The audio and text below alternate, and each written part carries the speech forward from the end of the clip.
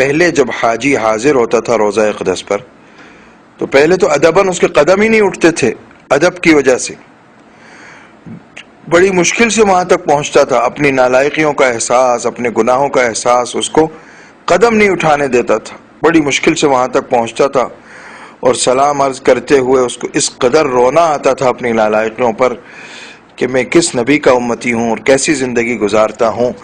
اتنا روتا تھا وہ، روتے روتے اس کا رومال تر ہو جاتا تھا، اس کے آنسو رکنے کا نام نہیں لیتے تھے. آج کیا ہو رہا ہے؟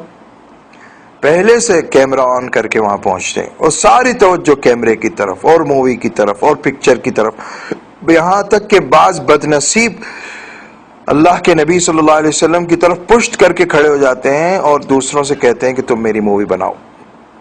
ایک دوست پہلے کھڑا ہوگا، ایک شخص کھڑا ہوگا بالکل پشت کر کے، اپنی کمر کا رخ نبی پاک صلی اللہ علیہ وسلم کی طرف کرے گا اور اس سے کہے گا اپنے ساتھی سے کہ تم میری مووی بناؤ. پھر وہ کھڑا ہوگا اور یہ بنائے گا اس کی مووی. یہ کیا ہے؟ یہ کس قدر بے ادبی اور بدنصیبی کی بات ہے. میرے دوستو، اللہ سے ڈرو، اللہ سے ڈرو. اے حاجیو، اللہ سے ڈرو. تم یہاں اللہ کو راضی کرنے آئے ہو یا اللہ کی ناراضگی مول لینے آئے ہو؟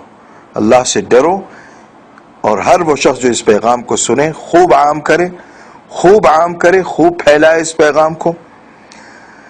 اللہ کے نبی کی مسجد یہ پکنک پوائنٹ نہیں ہے.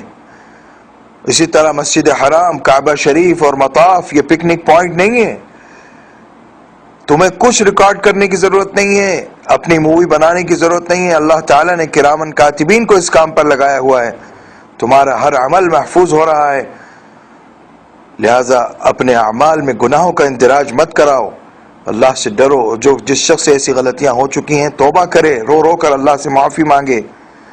اللہم صلی وسلم بارک علی سیدنا محمد